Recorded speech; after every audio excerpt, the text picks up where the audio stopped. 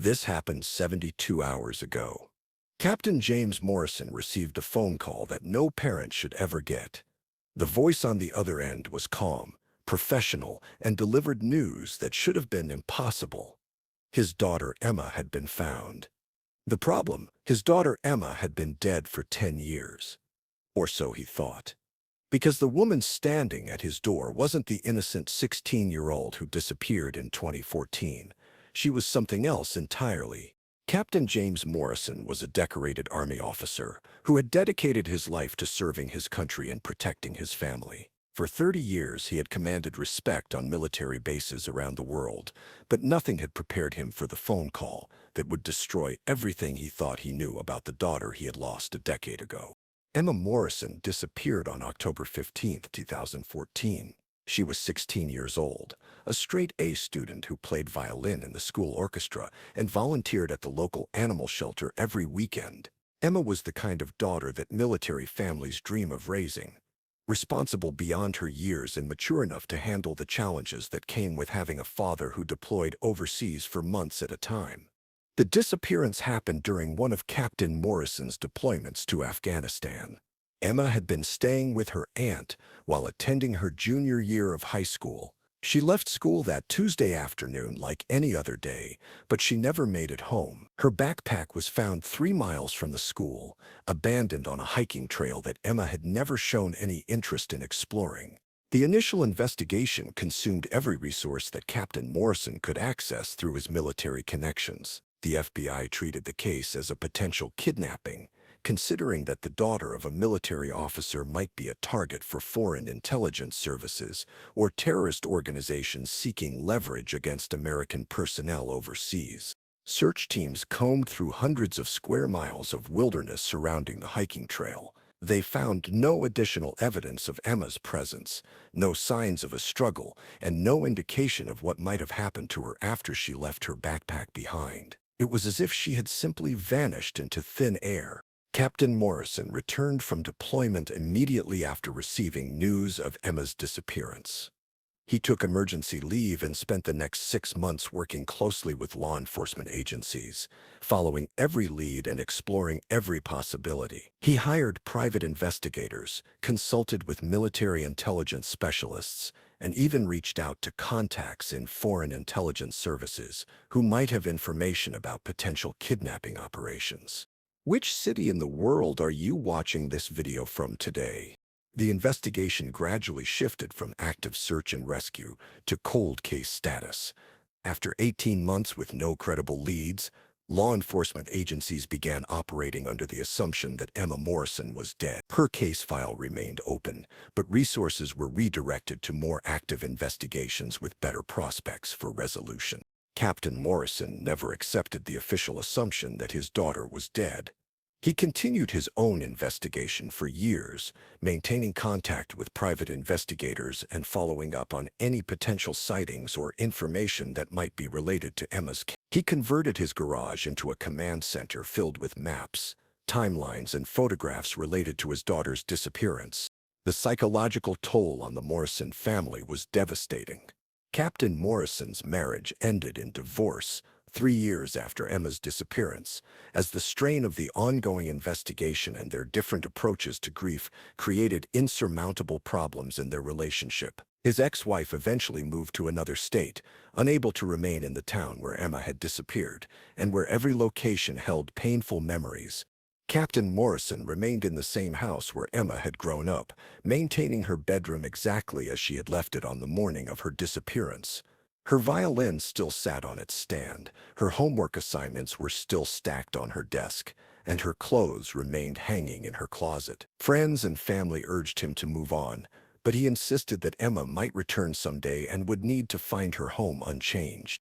For 10 years, Captain Morrison's life revolved around the hope that his daughter might still be alive somewhere and the determination to find out what had happened to her. He retired from active military service but remained obsessed with the investigation, following up on every possible lead no matter how unlikely it seemed. The phone call came on a Thursday evening in October 2024, exactly 10 years and 3 days after Emma's disappearance.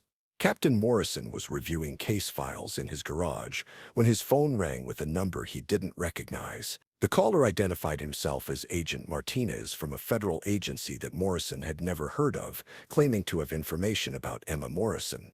Agent Martinez explained that Emma Morrison was alive and would be arriving at her father's house within the next few hours. He provided no details about where she had been, what had happened to her, or why she was returning after 10 years of absence. He simply stated that Emma would explain everything herself and that Captain Morrison should prepare himself for information that might be difficult to accept. Captain Morrison spent the next 3 hours in a state of emotional turmoil, unlike anything he had experienced during his military career. The possibility that Emma was alive conflicted with 10 years of assuming that she was dead. He found himself alternately hopeful and terrified, unsure whether he was about to experience the greatest joy of his life or discover something so horrible that he would wish his daughter had remained missing. When the black sedan pulled into Captain Morrison's driveway, he watched from his living room window as a woman emerged from the passenger seat. She was tall and athletic, with dark hair pulled back in a severe style that emphasized the angular features of her face. She moved with a confidence and awareness of her surroundings that seemed more professional than personal. The woman walked up to Captain Morrison's front door with purposeful strides, her posture straight and her eyes constantly scanning the neighborhood as if automatically assessing potential threats or escape routes. When she rang the doorbell, Captain Morrison realized that he was looking at his daughter for the first time in 10 years, but she was nothing like the teenager he remembered. Emma Morrison had grown into a woman who radiated controlled danger. Her clothes were simple but expensive, chosen for function rather than fashion. Her hands showed calluses and scars that suggested years of physical training and possibly combat experience. Most unsettling of all, her eyes held a coldness and distance that Captain Morrison had only seen in soldiers who had experienced the worst aspects of warfare. The reunion between father and daughter was awkward and restrained. Emma seemed genuinely glad to see her father, but there was an emotional barrier that prevented the kind of joyful reunion that Captain Morrison had imagined during 10 years of hoping for her return. She answered his questions about her health and well-being, but deflected any inquiries about where she had been or what she had been doing during her absence. Emma's behavior during her first evening home raised more questions than it answered.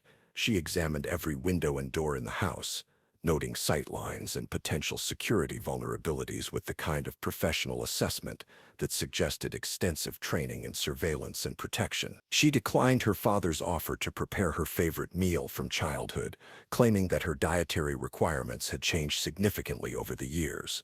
Most disturbing of all, Emma showed no interest in visiting her preserved bedroom or reconnecting with the possessions and memories that Captain Morrison had maintained for her. She seemed more interested in understanding the current security arrangements around the house and neighborhood than in rebuilding their relationship or explaining her 10-year absence. Captain Morrison's attempts to contact the agent who had called to announce Emma's return were unsuccessful. The phone number led to a disconnected line, and none of his contacts in various government agencies had any information about an Agent Martinez or the federal organization he claimed to represent. It became clear that Emma's return involved agencies and operations that were not readily identifiable through normal channels. Over the following days, Emma gradually revealed fragments of information about her experiences during the 10 years since her disappearance. She had been recruited by a classified government program that identified and trained individuals with specific psychological and physical characteristics for intelligence operations that required complete separation from their previous identities. Emma explained that her disappearance had been staged to appear like a kidnapping or accident, but was actually the beginning of her transformation into a deep-cover operative. The hiking trail where her backpack was found had been chosen specifically because it provided a location where she could be extracted without witnesses, while leaving evidence that suggested she had met with foul play. The program that recruited Emma was designed to create operatives who could function independently in foreign countries for extended periods without any connection to American intelligence services. Participants underwent years of intensive training in languages, combat skills, surveillance techniques, and psychological manipulation. They were taught to adopt completely new identities and to sever all emotional connections to their previous lives. Emma had spent the first 3 years of her absence in a classified training facility where she learned to speak Mandarin, Arabic, and Russian fluently. She was taught advanced hand-to-hand combat techniques, weapons proficiency, and the kind of tradecraft skills that allowed intelligence operatives to function in hostile environments. More importantly, she underwent psychological conditioning designed to eliminate emotional responses that might compromise her effectiveness during dangerous missions. The training program was more intensive and comprehensive than anything used by traditional intelligence agencies. Participants were expected to demonstrate absolute loyalty to their mission objectives and complete willingness to sacrifice personal relationships or moral considerations when necessary to complete their assignments. Those who showed any reluctance or emotional attachment to their previous lives were removed from the program permanently. After completing her basic training, Emma had been deployed to various locations around the world under different cover identities. She had lived in Beijing as a graduate student studying international relations, worked in Dubai as a financial consultant, and operated in various European cities as a freelance journalist. Each assignment required her to gather intelligence on specific targets while maintaining her cover identity for months or years at a time. The missions Emma described involved activities that went far beyond traditional intelligence gathering.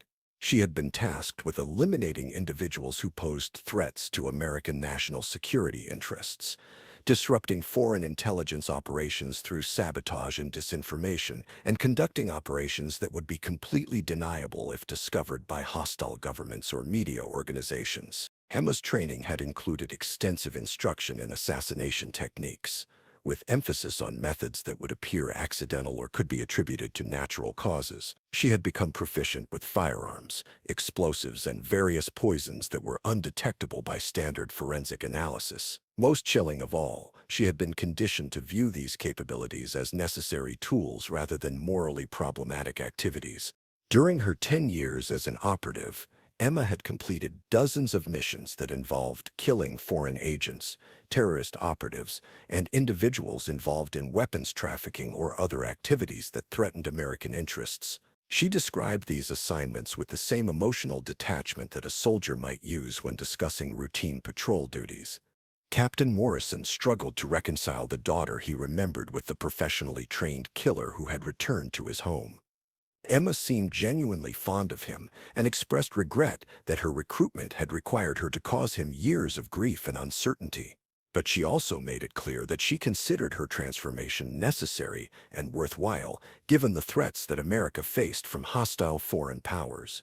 The program that had recruited Emma was part of a broader intelligence initiative designed to create operatives who could function completely independently of traditional agency support structures. The goal was to have assets in place who could be activated for specific missions without any traceable connection to American intelligence services, providing complete plausibility of denial if their activities were discovered.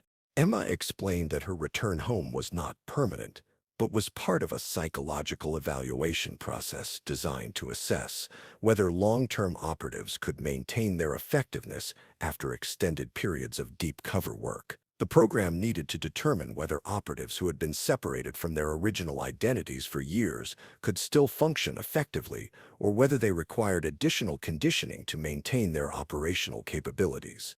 The evaluation process involved allowing operatives to reconnect with their previous lives for brief periods while monitoring their psychological responses and emotional reactions. Program administrators were particularly interested in whether exposure to family relationships in civilian environments would compromise an operative's ability to carry out future assignments without hesitation or emotional conflict. Emma's visit home was being monitored by program supervisors who were analyzing her interactions with her father and her responses to returning to familiar environments. The evaluation would determine whether she could be deployed on additional missions or whether her extended service had created psychological vulnerabilities that made her unsuitable for continued operations. Captain Morrison realized that his daughter's return was not the joyful reunion he had imagined, but was actually another phase of her involvement in intelligence operations. Emma had not come home because she missed her family or wanted to rebuild their relationship, but because she had been ordered to undergo evaluation that required temporary contact with her previous identity. The most disturbing aspect of Emma's transformation was the psychological conditioning that had eliminated her capacity for normal emotional responses. She demonstrated genuine affection for her father, but it was controlled and calculated rather than spontaneous or overwhelming. She seemed incapable of the kind of emotional vulnerability that characterized healthy family relationships. Emma's conditioning had been so thorough that she appeared to have difficulty distinguishing between her operational persona and any authentic sense of self. She discussed her assassination missions with the same tone she used when describing her childhood memories, suggesting that the program had successfully integrated violence and deception into her core identity. During her evaluation period, Emma received encrypted communications through channels that Captain Morrison could not identify or intercept. She would disappear for hours at a time, claiming to be visiting old friends or exploring familiar locations, but her behavior suggested she was actually meeting with program handlers or conducting activities related to her ongoing operational status.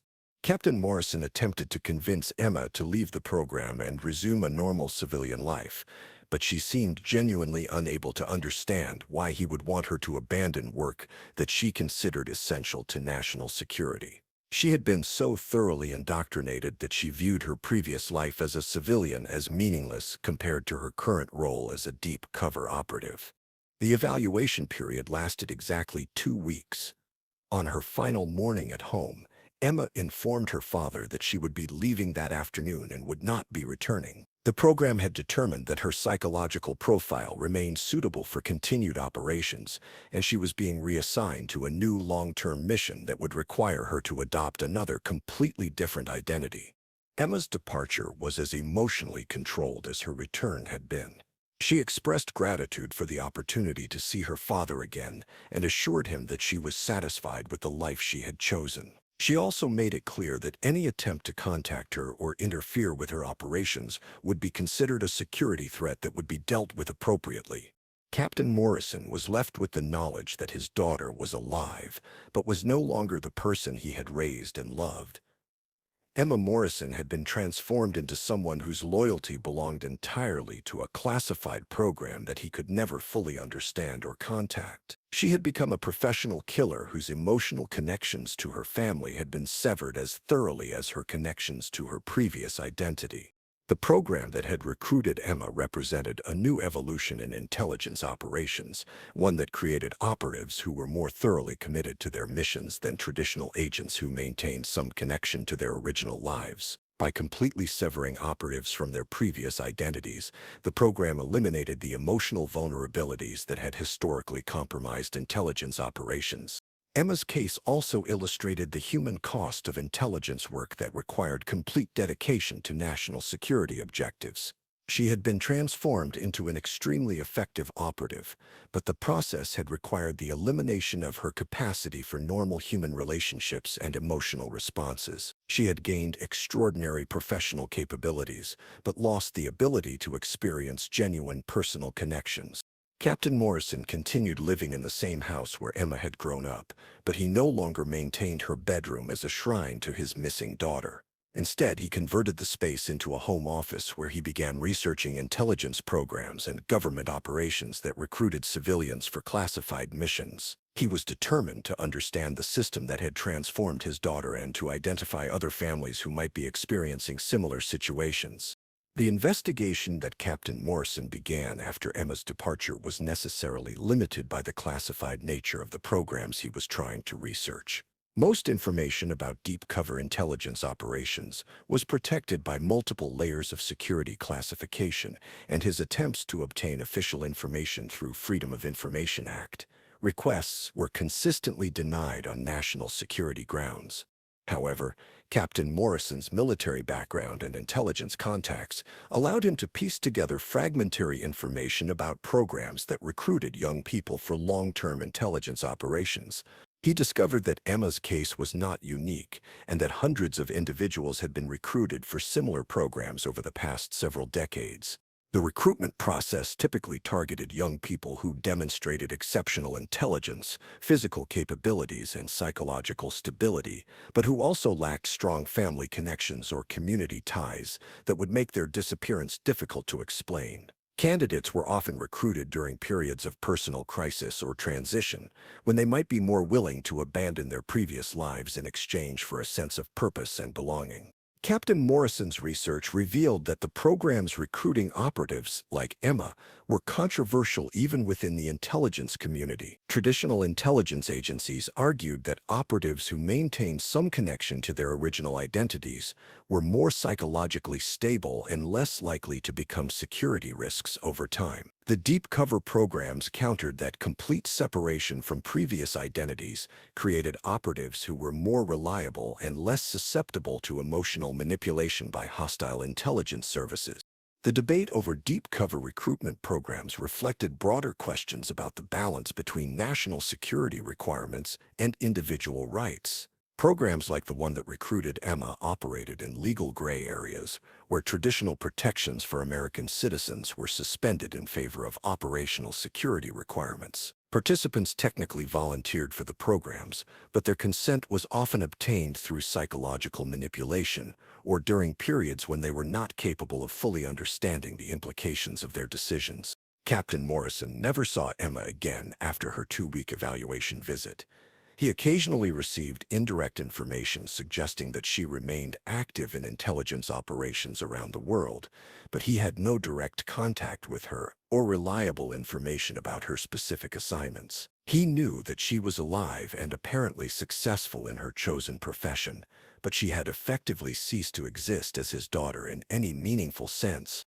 The experience of losing Emma twice, first to her apparent disappearance and then to her transformation into a deep cover operative, had profound effects on Captain Morrison's worldview and relationships. He became increasingly skeptical of government programs that claimed to protect national security while destroying the lives of individual citizens and their families. He also developed a deeper understanding of the hidden costs of the intelligence operations that protected American interests around the world.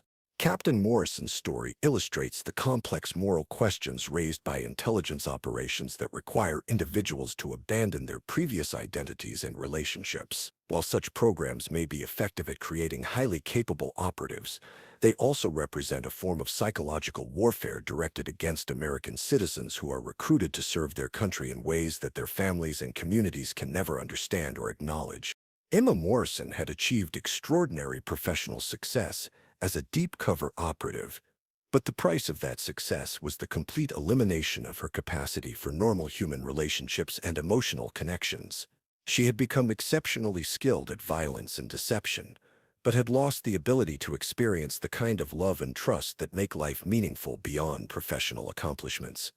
The program that transformed Emma represented both the ultimate expression of patriotic service and a profound violation of the human connections that give meaning to the concepts of family and community that military service is supposed to protect. Emma had become a perfect operative by ceasing to be a recognizable human being, achieving professional excellence at the cost of everything that made her worth protecting in the first place. Captain Morrison's experience serves as a reminder that the most effective intelligence operations often involve costs that are hidden from public view and consequences that extend far beyond the immediate objectives of specific missions. The programs that protect national security sometimes require sacrifices from individuals and families who receive no recognition for their contributions and no support for the losses they experience.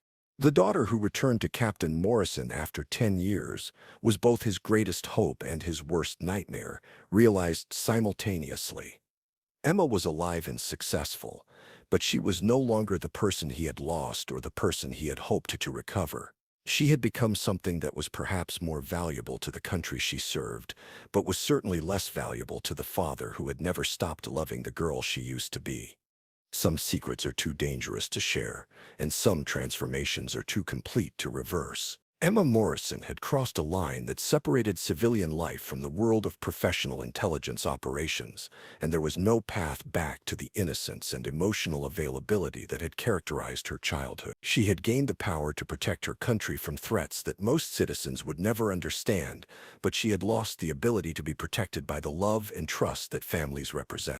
Captain Morrison learned that the most successful intelligence operations are often the ones that destroy the very things they are designed to protect. Emma had become an exceptionally capable defender of American values and interests, but she could no longer experience or appreciate the human relationships that make those values and interests worth defending. She was both the ultimate patriot and the ultimate casualty of the war she had been trained to fight.